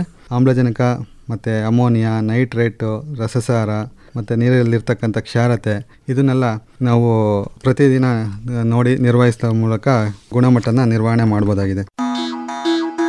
ರೈತರ ಸಾಮಾಜಿಕ ಆರ್ಥಿಕ ಸ್ಥಿತಿಯನ್ನು ಬದಲಾಯಿಸುವ ಸಾಮರ್ಥ್ಯ ಪಾಮ್ ಮರಗಳಿಗೆ ಇವೆ. ಯಾವುದೇ ಸಸ್ಯಜನ್ಯ ಎಣ್ಣೆಗಿಂತ ಈ ಪಾಮ್ ಹಣ್ಣು ಪ್ರತಿ ಎಕರೆಗೆ ಹೆಚ್ಚು ಉತ್ಪಾದನೆ ಕೊಡುತ್ತದೆ. ಈ ಪಾಮ್ ಹಣ್ಣುಗಳು ಬೇರೆ ಸಸ್ಯಜನ್ಯ ಹಣ್ಣುಗಳಿಗಿಂತ 10 ಪಟ್ಟು ಹೆಚ್ಚು ಇಳುವರಿಯನ್ನು ಕೊಡುತ್ತದೆ. ಬೇರೆ ಬೆಳೆಗಿಂತ 10 ಪಟ್ಟು ಹೆಚ್ಚು ಸಂಪಾದನೆ ಮಾಡಬಹುದು. ಅಂತರ ಬೆಳೆ ಬೆಳೆದು ರೈತರು ತಮ್ಮ ಆದಾಯವನ್ನ ದುಪ್ಪಟ್ಟು ಮಾಡುತ್ತಿದ್ದಾರೆ. ಕರ್ನಾಟಕದ ಬೆಳಗಿ ಗ್ರಾಮದ ಬೀರಪ್ಪ ಅನ್ನೋ ರೈತ ಈ ಪಾಮ್ ಮರದ ಆರ್ಥಿಕ ನಿರೀಕ್ಷೆಯಿಂದ ಈ ಪಾಮ್ ಕೃಷಿ ಶುರು ಮಾಡಿದ್ದಾರೆ. ನಾನೀಗ 17 ವರ್ಷ ಬೆಳೆಯಾಕತ್ತೀನಲ್ಲ, ಈ ವೇಳೆ ಹಚ್ಚುಕಿತ ಪೂರ್ವದಲ್ಲೇ ಆಜುಬಾಜು ರೈತರು ನನಗೆ ಇದೊಂದು ಸ್ವಲ್ಪ ಯಾಕೋ ನೀವು ಮುಳ್ಳಿನ ಗಿಡ ಹಚ್ಚಬೇಡ, ಇದು ಭಾಳ ನಿನಗೆ ಇದು ಆಕತಿ, ಲಾಭದಾಯಕ ಅನಿಸೋದಿಲ್ಲ ಅಂತ ತಿಳ್ಕೊಂಡು ಹೇಳಿದರು. ಆದರೂ ನನಗೆ ತೋಟಗಾರಿಕೆ ಇಲಾಖೆಯವರು ಬಂದು, ಇಲ್ಲ ನೀವು ಬೆಳೆದು ನೋಡ್ರಿ, ಇದು ಲಾಭಾಲಿಕ ನಮ್ಮನ್ನು ಕೇಳ್ರಿ ಅಂತೇಳಿ ಚಾಲೆಂಜ್ ಮಾಡಿದ್ರು ಅವರು. ನಾನು ಅವ್ರು ಹೇಳಿದ ಪ್ರಕಾರ ಚಲೋ ಇಳುವರಿ ತೆಗಿಯೋಕೆ ಪ್ರಯತ್ನ ಮಾಡಿದ್ದೆ. 3 ವರ್ಷದಿಂದ ನನಗೆ ಬೆಳೆ ಸ್ಟಾರ್ಟ್ ಆಯ್ತು ಕಟಾವು ಮಾಡೋಕೆ ಹಣ್ಣು. ಇವತ್ತಿನ ನಾನು 15 ದಿವಸಕ್ಕೊಮ್ಮೆ ಕಟಾವು ಮಾಡೋದು ನಿಲ್ಲಿಸಿಲ್ಲ. ನನಗೆ ಭಾಳ ಇದು ಕಬ್ಬಿನಕ್ಕಿಂತ ಲಾಭದಾಯಕ ಅನಿಸುತ್ತೆ ಅನ್ನೋದ್ರಿಂದ ಇದು ಚಲೋ ಬೆಳೆ ಆಗೈತೆ ನನಗಿದು. ಇದು ನನ್ನ ನೋಡಿ ಇನ್ನೂ ಸಾಕಷ್ಟು ಜನನು ಹಚ್ಚಾರ ಈಗ ರೈತರು, ಆಜುಬಾಜು ಎಲ್ಲ. ಈಗ ನನಗೆ ಬ್ಯಾಡ ಅಂದ್ರೆ ರೈತರು ಇಳುವರಿ ಚಲೋ ಬರೋದ್ರಿಂದ ಒಳ್ಳೆ ಲಾಭದಾಯಕ ಬೆಳೆ ಅನಿಸೈತಿ. ಹೀಗಾಗಿ ಎಲ್ಲ ರೈತರು ಇದನ್ನು ಬೆಳೆಯೋಕೆ ಏನು ಅಡ್ಡಿ ಇಲ್ಲ ಅಂತೇಳಿ ನನ್ನ ಅಭಿಪ್ರಾಯ. National mission on edible oils, oil palm, NMEO OP ಈ ಕಾರ್ಯಕ್ರಮದ ಅಡಿಯಲ್ಲಿ ರೈತರಿಗೆ ಆರ್ಥಿಕ ಹಾಗೂ ತಾಂತ್ರಿಕ ನೆರವನ್ನ ಕೊಡಲಾಗುತ್ತಿದೆ. ಪಾಮ್ ಮರ, ಅಂತರ ಬೆಳೆ, ಹನಿ ನೀರಾವರಿ, ಡೀಸೆಲ್, ವಿದ್ಯುತ್, ಸೌರ ಪಂಪ್ಸೆಟ್, ಕೊಳವೆ ಬಾವಿ, ಕೊಯ್ಲು ಉಪಕರಣಗಳು, ಹಳೆಯ ಮರಗಳನ್ನು ಮತ್ತೆ ನೆಡುವುದು, ಇದಕ್ಕೆಲ್ಲ ರೈತರಿಗೆ ಸಬ್ಸಿಡಿ ಅಂದರೆ ಸಹಾಯಧನ ಕೊಡಲಾಗುತ್ತಿದೆ. ಎರೆಹುಳ ಸಾಗಣೆ ಘಟಕ ಮತ್ತು ಅದರ ಯಂತ್ರೋಪಕರಣಗಳಿಗೆ ಆರ್ಥಿಕ ನೆರವು ನೀಡಲಾಗುತ್ತಿದೆ. ಈ ಕಾರ್ಯಕ್ರಮದ ಅಡಿಯಲ್ಲಿ ರೈತರಿಗೆ 1-5 ಲಕ್ಷ ರೂಪಾಯಿಗಳು ಸಹಾಯಧನವನ್ನು ಕೊಡಲಾಗುತ್ತದೆ. ಭಾರತ ಸರ್ಕಾರ ಎಣ್ಣೆ ತಾಳೆ ಸಸಿಗಳಿಗೆ ರೂಪಾಯಿ 20,000ರಿಂದ 29,000ವರೆಗೆ ಪ್ರತಿ ಹೆಕ್ಟರ್ಗೆ ಸಹಾಯಧನ ನೀಡಲಾಗುತ್ತಿದೆ. ಅಂತರ ಬೆಳೆ ಹಾಗೂ ಬೆಳೆ ನಿರ್ವಹಣೆಗೆ ಸಂಬಂಧಪಟ್ಟಂತೆ ಪ್ರತಿ ಹೆಕ್ಟರ್ಗೆ 42,000 ಸಹಾಯಧನವನ್ನು ನೀಡಲಾಗುತ್ತಿದೆ. ಜೊತೆಗೆ ಹನಿ ನೀರಾವರಿ ಅಳವಡಿಕೆಗೂ ಸಹ ಸಹಾಯಧನ ನೀಡಲಾಗುತ್ತಿದೆ. ಒಟ್ಟು ಪ್ರತಿ ಹೆಕ್ಟರ್ಗೆ 30,000 ಒಂದು ಸಹಾಯಧನ ನೀಡಲಾಗುತ್ತಿದೆ. ಜೊತೆಗೆ ಬೆಳೆ ಕಟಾವು ಯಂತ್ರ ಹಾಗೂ ಟ್ರ್ಯಾಕ್ಟರ್ ಟ್ರಾಲಿಗೂ ಸಹಿತ ಒಂದು ಸಹಾಯಧನ ನೀಡುವಂಥ ಒಂದು ಯೋಜನೆ ಈ ಒಂದು ತಾಳೆ ಬೆಳೆ ಯೋಜನೆಯಲ್ಲಿದೆ.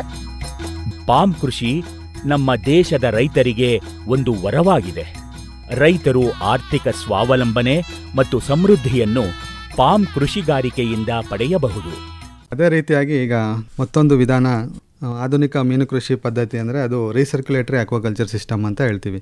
ಇದು ಪುನರ್ ಪರಿಚಾಲನಾ ಜಲಕೃಷಿ ವ್ಯವಸ್ಥೆ ಅಂತ ನಾವು ಕನ್ನಡದಲ್ಲಿ ಹೇಳ್ತೀವಿ. ಮತ್ತು ಇದರಲ್ಲಿ ಏನಂದರೆ ನಾವು ಬಯೋಫ್ಲಾಕ್ ತಂತ್ರಜ್ಞಾನದಲ್ಲಿ ಜೈವಿಕ ಅಂಶಗಳನ್ನ ಬಳಸಿ ನೀರಿನ ಒಳಗೆ ಅದನ್ನು ಶುಚಿಗೊಳಿಸೋದು ಹಾಗೂ ಅದನ್ನು ಮೀನುಗಳಿಗೆ ಪುನಃ ಆಹಾರವಾಗಿ ಉಪಯೋಗಿಸಕ್ಕಂಥದ್ದು. ರೀಸರ್ಕ್ಯುಲೇಟರಿ ಅಕ್ವಾಕಲ್ಚರ್ ಸಿಸ್ಟಮಲ್ಲಿ ಇದು ನಾವು ಹೊರಗಡೆ ನೀರನ್ನು ಫಿಲ್ಟರ್ ಮಾಡ್ತೀವಿ. ಬಯೋಫ್ಲಾಕಲ್ಲಿ ನೀರು ಆಟೋಮೆಟಿಕಲ್ ಪಾಯಿಂಟ್ ಒಳಗಡೆ ಫಿಲ್ಟರ್ ಆಗ್ತದೆ. ಮತ್ತು ಇದರಲ್ಲಿ ಹೊರಗಡೆ ನಾವು ಫಿಲ್ಟರ್ಸ್ಗಳನ್ನ ಅಂದರೆ ಬಯೋಫಿಲ್ಟರ್ಸ್ ಮೆಕ್ಯಾನಿಕಲ್ ಫಿಲ್ಟರ್ಸ್ನ ಬಳಸೋದ್ರ ಮೂಲಕ ಹೊರಗಡೆಯಿಂದ ನೀರನ್ನು ನಾವು ಫಿಲ್ಟರ್ ಮಾಡಿ ಪುನಃ ಅದೇ ನೀರನ್ನು ಮೀನು ಕೃಷಿಗೆ ಬಳಸ್ತಕ್ಕಂಥದ್ದು. ಇದು ರೀಸರ್ಕ್ಯುಲೇಟರಿ ಅಕ್ವಾಕಲ್ಚರ್ ಸಿಸ್ಟಮ್ ಅಂತ ಹೇಳ್ತೀವಿ. ಇದರಲ್ಲಿ ಮುಖ್ಯವಾಗಿ ಮೀನ್ದು ಕೊಳ ಇರ್ತದೆ. ಕೊಳದಿಂದ ಒಂದು ಮೆಕ್ಯಾನಿಕಲ್ ಫಿಲ್ಟರ್ಸ್ ಅಂತ ಹೇಳ್ತೀವಿ. ಮೊದಲನೇದಾಗಿ ನಾವು ಮೀನು ಸಾಕಾಣಿಕೆಯಾಗಿ ಬಳಸಿರ್ತಕ್ಕಂಥ ನೀರು ಮೆಕ್ಯಾನಿಕಲ್ ಫಿಲ್ಟರ್ಗೆ ಹೋಗ್ತದೆ. ಮೆಕ್ಯಾನಿಕಲ್ ಫಿಲ್ಟ್ರಲ್ಲಿ ಪಾರ್ಟಿಕ್ಯುಲೇಟ್ ಮ್ಯಾಟರ್ಸ್ ಏನಿರ್ತದೆ, ನಾನು ಆಗಲೇ ಹೇಳಿದೆ, ಮೀನಿಂದು ನಾವು ಆಹಾರ ಹಾಕಿರ್ತಕ್ಕಂಥ ಎಳೆದು ಉಳಿದಿರ್ತಕ್ಕಂಥ ಅಂಶಗಳು, ಮತ್ತು ಇದರಲ್ಲಿರ್ತಕ್ಕಂಥ ಆರ್ಗ್ಯಾನಿಕ್ ಮ್ಯಾಟರ್ಸು, ಮತ್ತು ಮೀನಿಂದು ತ್ಯಾಜ್ಯ, ಇದೆಲ್ಲ ಮೊದಲನೇ ಹಂತವಾಗಿ ಈ ಮೆಕ್ಯಾನಿಕಲ್ ಫಿಲ್ಟರ್ನಲ್ಲಿ ಫಿಲ್ಟರ್ ಆಗ್ತದೆ. ಇಲ್ಲಿ ಫಿಲ್ಟರ್ ಆದಂಥ ನೀರು ಬಯೋಫಿಲ್ಟರ್ಸ್ಗೆ ಹೋಗ್ತದೆ. ಬಯೋಫಿಲ್ಟರ್ಸ್ ಅಂದರೆ ನಾವು ಮುಖ್ಯವಾಗಿ ರೀಸರ್ಕ್ಯುಲೇಟರಿ ಅಕ್ವಾಕಲ್ಚರ್ ಸಿಸ್ಟಮಲ್ಲಿ ಒಂದು ಹೃದಯ ಭಾಗ ಅಂತಲೇ ಹೇಳ್ಬೋದು ಬಯೋಫಿಲ್ಟರ್ಸ್ನ. ಇದರಲ್ಲಿ ಏನಾಗ್ತದೆ, ನಾವು ಇದನ್ನು ಬೇರೆ ಬೇರೆ ರೀತಿಯಾದ ಬಯೋಫಿಲ್ಟರ್ಸ್ ಅಂದರೆ ಟ್ರಿಕ್ಲಿಂಗ್ ಫಿಲ್ಟರ್ ಅಂತ ಹೇಳ್ತೀವಿ. ಇದು ಒಂದು ಪ್ಯಾಕ್ಡ್ ಕಾಲಮ್ ಇರ್ತದೆ. ಪ್ಯಾಕ್ಡ್ ಕಾಲಮ್ ಅಂದರೆ ನಿಮಗೆ ಒಂದು ಸ್ಯಾಂಡ್ ಫಿಲ್ಟರ್ಸ್ ಇರ್ಬೋದು, ಅಥವಾ ರಾಕ್ ಸ್ಟೋನ್ಸ್ ಇರ್ಬೋದು, PVC ಚಿಪ್ಸ್ ಇರ್ಬೋದು. ಈ ಥರದನ್ನ ಒಂದು ಪ್ಯಾಕ್ಡ್ ಕಾಲಮಲ್ಲಿ ನಾವೆಲ್ಲ ಹಾಕಿರ್ತೀವಿ. ಅದ್ರ ಮೂಲಕ ಇಲ್ಲಿಂದ ಬಂದಂಥ ನೀರು, ಏನು ತ್ಯಾಜ್ಯ ನೀರು, ಅದ್ರ ಮೂಲಕ ಸೋಸಿಕೊಂಡು ಆಚೆ ಬರೋದ್ರಿಂದ ನಮಗೆ ಇಲ್ಲಿ ನೈಟ್ರಿಫೈಯಿಂಗ್ ಬ್ಯಾಕ್ಟೀರಿಯಾ ಅಂತ ನಾನು ಆಗಲೇ ಏನು ಹೇಳಿದೆ, ಅದು ಇಲ್ಲಿ ಡೆವಲಪ್ ಆಗ್ತದೆ. ಈ ಬಯೋಫಿಲ್ಟರ್ಸಲ್ಲಿ ಮುಖ್ಯವಾಗಿ ಅದು ಸೂಕ್ಷ್ಮ ರಂಧ್ರಗಳಿರೋದ್ರಿಂದ ಅಲ್ಲಿ ನಿಮಗೆ ಸ್ಥಳಾವಕಾಶ, ಏನೋ ನೈಟ್ರಿಫೈಯಿಂಗ್ ಬ್ಯಾಕ್ಟೀರಿಯಾ ಅಂತ ಹೇಳ್ತೀವಿ, ಅದು ಬೆಳಿಲಿಕ್ಕೆ ಸ್ಥಳಾವಕಾಶ ಇರ್ತದೆ. ನೈಟ್ರಿಫೈಯಿಂಗ್ ಬ್ಯಾಕ್ಟೀರಿಯಾ ಇರ್ತಕ್ಕಂಥ ಈ ಬಯೋಫಿಲ್ಟರ್ ಮುಖಾಂತರ ನೀರು ಬರೋದ್ರಿಂದ ಅಲ್ಲಿ ಬರ್ತಕ್ಕಂಥ ಆರ್ಗ್ಯಾನಿಕ್ ವೇಸ್ಟ್ ಎಲ್ಲ ಏನಿರ್ತದೆ ಅಲ್ಲಿ ಅಬ್ಸರ್ವ್ ಆಗ್ತದೆ, ಶುದ್ಧವಾದ ನೀರು ಆಚೆ ಬರ್ತದೆ. ಮತ್ತು ಅದಾದ ನಂತರ ಒಂದು ಡಿಗ್ಯಾಸ್ ಚೇಂಬರ್ ಅಂತ ಇರ್ತದೆ. ಆ ಡಿಗ್ಯಾಸ್ ಚೇಂಬರ್ ಯಾವುದಾದ್ರೂ ಗ್ಯಾಸಸ್ ಎಲ್ಲ ಇದ್ದರೆ, ಸಲ್ಫರ್, ಫಾಸ್ಫರಸ್, ಈ ಥರದ್ದೇನು ಗ್ಯಾಸಸ್ ಇದ್ದರೆ ಅದು ಕೂಡ ಈ ಡಿಗ್ಯಾಸ್ ಚೇಂಬರಲ್ಲಿ ನಾವು ಆಕ್ಸಿಜನೇಟ್ ಮಾಡೋದ್ರ ಮೂಲಕ ನೀರು ಶುಚಿ ಆಗ್ತದೆ. ಅಲ್ಲಿ ಶುಚಿಯಾದಂಥ ನೀರು ಮತ್ತು UV ಡಿಸ್ಇನ್ಫೆಕ್ಷನ್ಗೆ ಅಲ್ಲೊಂದು ಚೇಂಬರ್ ಇರ್ತದೆ, ಅದ್ರ ಮೂಲಕ ಪಾಸ್ ಆಗ್ತದೆ. ಈ UV ಡಿಸ್ಇನ್ಫೆಕ್ಷನಲ್ಲಿ ನಾವು ಸುಮಾರು 2000ದಿಂದ 10,000 ಮೈಕ್ರೋವ್ಯಾಟ್ಸ್ ಪರ್ ಸೆಂಟಿಮೀಟರ್ ಅಷ್ಟು UV ಡಿಸ್ಇನ್ಫೆಕ್ಟ್ ಮಾಡಿದಾಗ ಅದರಲ್ಲಿರ್ತಕ್ಕಂಥ 90% ಏನು ಇತರ ಬ್ಯಾಕ್ಟೀರಿಯಾಗಳಿರ್ತದೆ, ಆರ್ಗ್ಯಾನಿಸಮ್ಸ್ ಎಲ್ಲ ಅದರಲ್ಲಿ ಸಾಯ್ತದೆ. ಅದಾದ ನಂತರ ನಮಗೆ ಪುನಃ ಅದು ನಾವು ಏನು ಫಿಶ್ ಕಲ್ಚರ್ ಟ್ಯಾಂಕ್ಸ್ ಇರ್ತದೆ, ನೀರು ಅಲ್ಲಿಗೆ ಹೋಗ್ತದೆ. ಇದು ಒಂದು ರೀಸರ್ಕ್ಯುಲೇಟರಿ ಸಿಸ್ಟಮ್ನ ಒಂದು ವ್ಯವಸ್ಥೆ. ಈ ವ್ಯವಸ್ಥೆಯಲ್ಲಿ ನಾವು ಬೇರೆ ಬೇರೆ ರೀತಿಯಾಗಿ ನಮಗೆ ಇದರಲ್ಲೂ ಕೂಡ ಸರ್ಕ್ಯುಲರ್ ಟ್ಯಾಂಕ್ ಇರ್ತದೆ, ಮತ್ತು ಒಂದು ಆಯತಾಕಾರದ ಟ್ಯಾಂಕ್ಸ್ ಇರ್ತದೆ, ಅದನ್ನು ನಾವು ಬಳಸ್ಬೋದು. ಇಲ್ಲಿ ಮುಖ್ಯವಾಗಿ ನಾವು ಗಮನಿಸಬೇಕಾಗಿರೋದು ಏನಂದರೆ, ಈ ವ್ಯವಸ್ಥೆನಲ್ಲಿ ನಮಗೆ ಒಂದು ಅರ್ಧ kg ಮೀನು ಬೆಳಿಬೇಕಂದ್ರೆ, 1 kg ಮೀನು ಬೆಳಿಬೇಕಂದ್ರೆ 8 ಲೀಟ್ರಷ್ಟು ನೀರು ಬೇಕಾಗ್ತದೆ. ಮತ್ತು ಇದು ಒಂದು ಫ್ಲೋ ಥ್ರೂ ಸಿಸ್ಟಮ್ ಆಗಿರೋದ್ರಿಂದ ನಮಗೆ ಪ್ರತಿ ನಿಮಿಷಕ್ಕೆ ಸುಮಾರು 40ರಿಂದ 100 ಲೀಟ್ರ್ ವಾಟ್ರು ಇದರಲ್ಲಿ ಮೂವ್ ಆಗ್ತಾ ಇರ್ತದೆ, ಸರ್ಕ್ಯುಲೇಟ್ ಆಗ್ತಾ ಇರ್ತದೆ. ಇದರಲ್ಲಿ ನಮಗೆ ಸುಮಾರು 25,000 kg ಮೀನನ್ನು ಒಂದು ವರ್ಷದಲ್ಲಿ ಈ ವ್ಯವಸ್ಥೆಯಲ್ಲಿ ಬೆಳೆಸ್ಬೋದಾಗಿದೆ. ಮತ್ತು ಇದರಲ್ಲೂ ಕೂಡ ನಾವು ಬಯೋಫ್ಲಾಗ್ ತಂತ್ರಜ್ಞಾನದಲ್ಲಿ ಯಾವ ರೀತಿ ಹೇಳಿದೋ ಅದೇ ಥರ ಇಲ್ಲೂ ಕೂಡ ಹೈ ಡೆನ್ಸಿಟಿನಲ್ಲಿ ತುಂಬ ಸಾಂದ್ರತೆಯಲ್ಲಿ ಮೀನು ಮರಿನ ಇದರಲ್ಲಿ ಸ್ಟಾಕಿಂಗ್ ಮಾಡ್ತೀವಿ. ಮತ್ತು ಇದಕ್ಕೆ ಫೀಡ್ ಅಷ್ಟೇ, ನಾವು ಎಕ್ಸ್ಟರ್ನಲ್ ಫೀಡ್ ಕೊಡ್ತೀವಿ. ನಮಗೆ ಯಾವ ಮೀನು ಮರಿನ ಅದರಲ್ಲಿ ಸಾಕ್ತಾ ಇದ್ದೀವಿ ಅನ್ನೋದ್ರ ಮೇಲೆ ಅದಕ್ಕೆ ಬೇಕಾಗಿರ್ತಕ್ಕಂಥ ಹೈ ಪ್ರೋಟೀನ್ ಫೀಡ್ನ ಇದಕ್ಕೆ ನಾವು ಬಳಕೆ ಮಾಡ್ತೀವಿ. ಮತ್ತು ಇದರಲ್ಲಿ ಅದೇ ನಾನು ಹೇಳಿದೆ ಮೆಕ್ಯಾನಿಕಲ್ ಫಿಲ್ಟರ್ ಅಂತ ಹೇಳಿದೆ. ಇದರಲ್ಲಿ ಮೆಕ್ಯಾನಿಕಲ್ ಫಿಲ್ಟರ್ ಅಂದರೆ 40ರಿಂದ 100 ಮೈಕ್ರಾನಷ್ಟು ಸ್ಕ್ರೀನ್ ಇರ್ತದೆ. ನಮಗೆ ಮೀನಲ್ಲಿ ಅದರಲ್ಲಿ ಬರ್ತಕ್ಕಂಥ ಪಾರ್ಟಿಕ್ಯುಲೇಟ್ ಮ್ಯಾಟರ್ಸ್ ಏನಿದೆ ಈ ಸ್ಕ್ರೀನಲ್ಲಿ ಎಲ್ಲ ನಮಗೆ ಫಿಲ್ಟ್ರಾಗಿ ನೆಕ್ಸ್ಟು ಬಯೋಫಿಲ್ಟ್ರಿಗೆ ಬರ್ತಕ್ಕಂಥದ್ದು. ಈ RAS, ಈ ರೀಸರ್ಕ್ಯುಲೇಟರಿ ಅಕ್ವಾಕಲ್ಚರ್ ಸಿಸ್ಟಮ್ನ ಇದ್ರದ್ದು ಮುಖ್ಯ ಪ್ರಯೋಜನಗಳಂದರೆ ಕೊಳಗಳು ಮತ್ತು ಈ ಸಲಕರಣೆಗಳ ವಿಸ್ತೃತ ಬಾಳಿಕೆ, ಮತ್ತು ಆ್ಯಂಟಿಬಯೋಟಿಕ್ಸ್ ಮತ್ತು ಇತರೆ ಇದ್ರ ಮೇಲೆ ಅವಲಂಬನೆ ಆಗೋದು ನಮಗೆ ಈ ವ್ಯವಸ್ಥೆಯಲ್ಲಿ ಕಡಿಮೆ ಆಗ್ತದೆ. ಯಾಕೆಂದರೆ ನಾವು ಇದಕ್ಕೆ ಅದೇ ನೀರು ಪುನರ್ಚಲನೆ ಆಗ್ತಾ ಇರೋದ್ರಿಂದ ನಾವು ಹೊರಗಡೆಯಿಂದ ನಾವೇನು ಬಳಸೋ ಅಗತ್ಯತೆ ಇರಲ್ಲ. ಮತ್ತು ಹೊರಗಡೆಯಿಂದ ಬರ್ತಕ್ಕಂಥ ಪರಭಕ್ಷಕ ಮತ್ತು ಇತರೆ ಪರಾವಲಂಬಿ ಮೀನುಗಳು ಮತ್ತು ಪರಾವಲಂಬಿ ಇನ್ಸೆಕ್ಟ್ಸ್ಗಳು ಇದಕ್ಕೆ ಈ ವ್ಯವಸ್ಥೆಯಲ್ಲಿ ಸೇರಿಕೊಳ್ಳಿಕ್ಕೆ ಆಗೋದಿಲ್ಲ. ಹಾಗಾಗಿ ಇದು ತುಂಬ ಅನುಕೂಲಕರವಾಗಿದೆ. ಮತ್ತು ನೀರು ಇದರಲ್ಲಿ ಪುನರ್ಬಳಕೆ ಮಾಡೋದ್ರಿಂದ ಮತ್ತು ಶೋಧಿಸೋದ್ರಿಂದ ಇದರಲ್ಲಿ ರೋಗಾಣುಗಳು ಸೇರ್ಪಡೆ ಆಗೋದು ಕಡಿಮೆ ಇರ್ತದೆ. ಮತ್ತು ಹವಾಮಾನದ ಅಂಶಗಳು, ಯಾಕಂದರೆ ಇದು ಇಂಡೋರಲ್ಲೂ ಕೂಡ ಮಾಡೋದ್ರಿಂದ ನಾವು ಇದನ್ನು ಕಂಟ್ರೋಲ್ ಮಾಡ್ಬೋದು ಪೂರ್ತಿ. ಮತ್ತು ಹೊರಗಡೆಯಿಂದ ಬರ್ತಕ್ಕಂಥ ಯಾವುದೇ ಅಪಾಯ ಆಗಲಿ ಮತ್ತು ರೋಗಗಳು ಬರೋದಾಗಲಿ ಇದರಲ್ಲಿ ಕಮ್ಮಿ ಇರ್ತದೆ.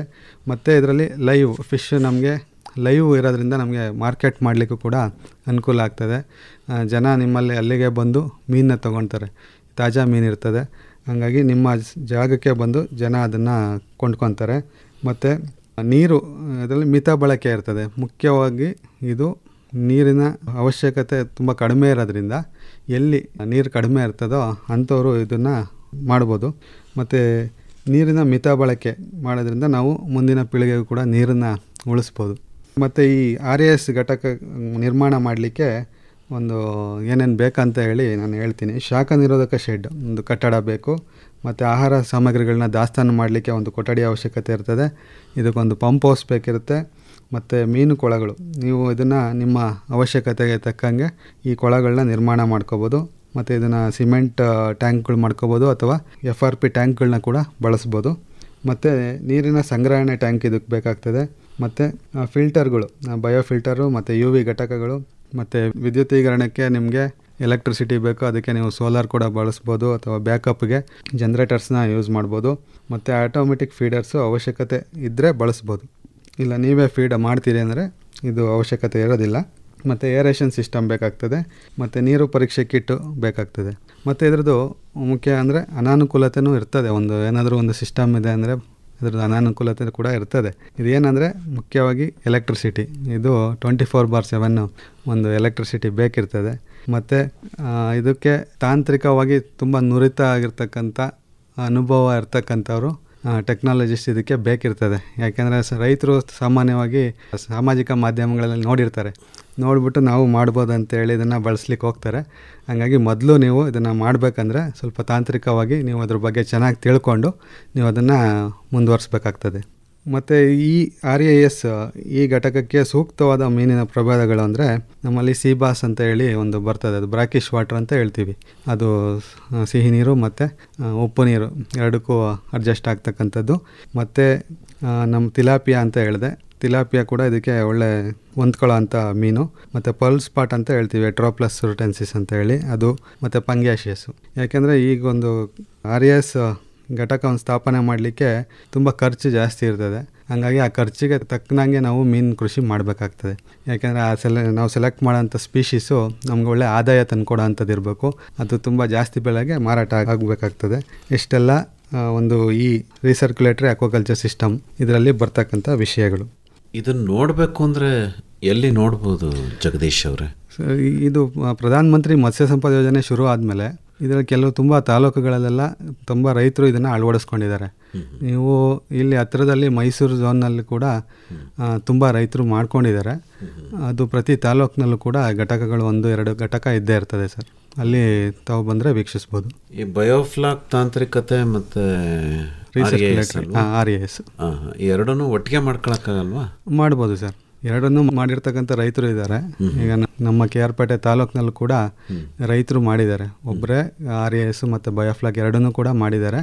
ಅದರಲ್ಲಿ ಅವರು ಈಗಲೂ ಕೂಡ ಪ್ರಚಲಿತವಾಗಿ ಮೀನು ಸಾಕಣೆ ಮಾಡ್ತಿದ್ದಾರೆ, ತುಂಬ ಆದಾಯನೂ ತೊಗೊಂಡಿದ್ದಾರೆ. ಅಂದರೆ ತಾವು ಹೇಳಕ್ಕೆ ಪ್ರಯತ್ನ ಪಡ್ತಾ ಇರೋದು ರೈತರು ಕೂಡ ಮಾಡ್ಬೋದು. ಇದಕ್ಕೆ ಸಂಬಂಧಪಟ್ಟಂತೆ ಏನಾದ್ರು ತರಬೇತಿ ಬೇಕು ಅಂದರೆ ನಿಮ್ಮ ಇಲಾಖೆ ನೀಡುತ್ತೆ? ಖಂಡಿತ ಸಿಗ್ತದೆ ಸರ್. ನಮ್ಮಲ್ಲಿ ತರಬೇತಿ ಕೇಂದ್ರಗಳಿದ್ದಾವೆ. ಇಲ್ಲಿ KR ಸಾಗರ ಇದರಲ್ಲಿ ಒಂದು ಕೇಂದ್ರ ಇದೆ. ಅಲ್ಲಿ ಪ್ರತಿ ವರ್ಷ ಇದ್ರ ಬಗ್ಗೆ ತರಬೇತಿ ಕೊಡ್ತಾ ಇದ್ದಾರೆ.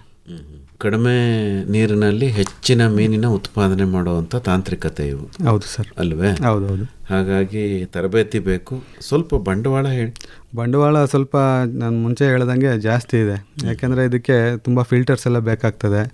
ಅದಕ್ಕೆಲ್ಲ ತುಂಬ ಬಂಡವಾಳ ಹಾಕಬೇಕಾಗ್ತದೆ. ಈ ಬಂಡವಾಳ ಹಾಕಿದ್ದ ತಕ್ಕನಂಗೆ ಅವರು ಅದನ್ನು ನಿರ್ವಹಣೆ ಕೂಡ ಮಾಡಬೇಕಾಗ್ತದೆ.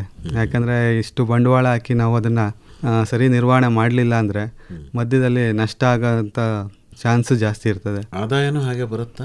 ಆದಾಯ ಇದೆ ಸರ್. ನಾನು ಹೇಳಿದಾಗೆ ಒಳ್ಳೆ ಡಿಮ್ಯಾಂಡ್ ಇರ್ತಕ್ಕಂಥ ವೆರೈಟಿ, ಫಿಶ್ ವೆರೈಟಿನ ನಾವು ಅದ್ರಲ್ಲಿ ಸಾಕೋದ್ರಿಂದ ಆದಾಯ ಇದೆ.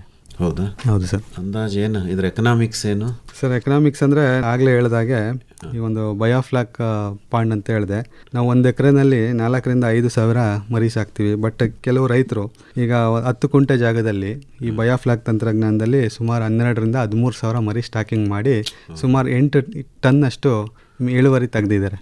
ಈ ತಿಲಾಪಿಯಾ ಅಂತ ಹೇಳಿದೆ, ಅದನ್ನು ಇಲ್ಲೇ ಹತ್ತಿರದ ಕೇರಳ, ಆಂಧ್ರ ಪ್ರದೇಶ ಖುದ್ದಾಗಿ ಅವರೇ ಬಂದು ಅವ್ರ ಸ್ಥಳಕ್ಕೆ ಬಂದು ಮೀನನ್ನ ತೆಗೆದುಕೊಂಡು ಹೋಗ್ತಾ ಇದ್ದಾರೆ. ನೋಡಿದ್ರ 1 ಎಕರೆಯಲ್ಲಿ 10 ಗುಂಟೆಯಲ್ಲಿ ಅಲ್ವಾ? ಹೌದು. ಅಂದರೆ ತರಬೇತಿಯನ್ನು ಪಡ್ಕೊಂಡು ಇಲಾಖೆಯ ನೆರವನ್ನು ಪಡ್ಕೊಂಡ್ರೆ ಖಂಡಿತವಾಗೂ ಆಧುನಿಕ ವಿಧಾನದಲ್ಲಿ ಮೀನು ಕೃಷಿಯನ್ನು ಮಾಡ್ಬೋದು ಸರ್. ಅಲ್ವಾ? ಈಗಾಗಲೇ ಬಹಳಷ್ಟು ಜನ ಮಾಡಿದ್ದಾರೆ, ಗೆದ್ದಿದ್ದಾರೆ ಸರ್. ಕೆಲವರು ನಿರ್ವಹಣೆ ಸರಿ ಮಾಡ್ದಲ್ಲೇ ಸೋತಿರೋದು ಕೂಡ ಉಂಟು. ಬಟ್ ಉತ್ತಮ ನಿರ್ವಹಣೆ ಉತ್ತಮ ಲಾಭಕ್ಕೆ ಒಂದು ಅಡಿಪಾಯ ಆಗ್ತದೆ ಸರ್. ಹೆಚ್ಚಿನ ಮಾಹಿತಿಗೆ ಜಗದೀಶ್ ಅವರೇ ತಮ್ಮನ್ನೇ ನೇರವಾಗಿ ಸಂಪರ್ಕ ಮಾಡಬೇಕು ಅಂತಾದರೆ ಸಂಪರ್ಕಕ್ಕಾಗಿ ತಮ್ಮ ಮೊಬೈಲ್ ಸಂಖ್ಯೆ ಕನ್ನಡದಲ್ಲಿ ಹೇಳ್ತೀರಾ? ಖಂಡಿತ ಸರ್. ನನ್ನ ಮೊಬೈಲ್ ಸಂಖ್ಯೆ 9960307262. ಇನ್ನೊಮ್ಮೆ ಹೇಳ್ತೀರಾ? 9960307262. ಇನ್ನೂ ಒಂದು ಸರಿ ಹೇಳ್ಬಿಡಿ. 9960307262. ಒಳ್ಳೆಯದು ಜಗದೀಶ್ ಅವರೇ, ಇದುವರೆಗೂ ಆಧುನಿಕ ಮೀನು ಕೃಷಿ ಪದ್ಧತಿಗಳಿಗೆ ಸಂಬಂಧಪಟ್ಟಂತೆ ಬಹಳ ಸೊಗಸಾಗಿ ಮಾಹಿತಿ ನೀಡಿದ್ರಿ. ವಂದನೆಗಳು, ನಮಸ್ಕಾರ. ಧನ್ಯವಾದಗಳು ಸರ್. ಇದುವರೆಗೆ ಆಧುನಿಕ ಮೀನು ಕೃಷಿ ಪದ್ಧತಿಗಳು ಈ ಕುರಿತು ಕೆಆರ್ಪೇಟೆ ತಾಲೂಕು ಮೀನುಗಾರಿಕಾ ಸಹಾಯಕ ನಿರ್ದೇಶಕರಾದ ಟಿಡಿ ಜಗದೀಶ್ ಅವರೊಂದಿಗಿನ ಸಂದರ್ಶನವನ್ನು ಕೇಳಿದಿರಿ. ರೈತ ಬಾಂಧವರೇ ಗಮನಿಸಿ, ಮುಂದಿನ ವಾರ ಪ್ರಸಾರವಾಗುವ ಮತ್ಸ್ಯ ತರಂಗ ಮೀನುಗಾರಿಕಾ ತಾಂತ್ರಿಕತೆಗಳನ್ನು ಕುರಿತ ಬಾನುಲಿ ಸರಣಿಯಲ್ಲಿ ಮೀನುಮರಿ ಪಾಲನೆ ಕುರಿತು ಎಚ್ಡಿ ಕೋಟೆ ತಾಲೂಕು ಅಂತರಸಂತೆ ಹೋಬಳಿ ರಾಮೇನಹಳ್ಳಿ ಗ್ರಾಮದ ವಿ ಮಹೇಶ್ ಅವರೊಂದಿಗಿನ ಸಂದರ್ಶನ ಪ್ರಸಾರವಾಗಲಿದೆ. ಮತ್ಸ್ಯ ತರಂಗ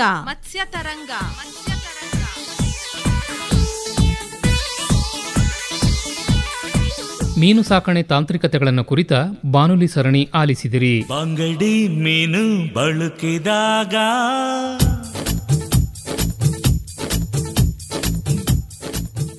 ಸಹಯೋಗ ಮೀನುಗಾರಿಕಾ ಇಲಾಖೆ. ನಿರ್ಮಾಣ ನೆರವು ಆರ್ ಲೋಕೇಶ್ವರಿ. ಪರಿಕಲ್ಪನೆ ಹಾಗೂ ನಿರ್ಮಾಣ ಎನ್ ಕೇಶವಮೂರ್ತಿ.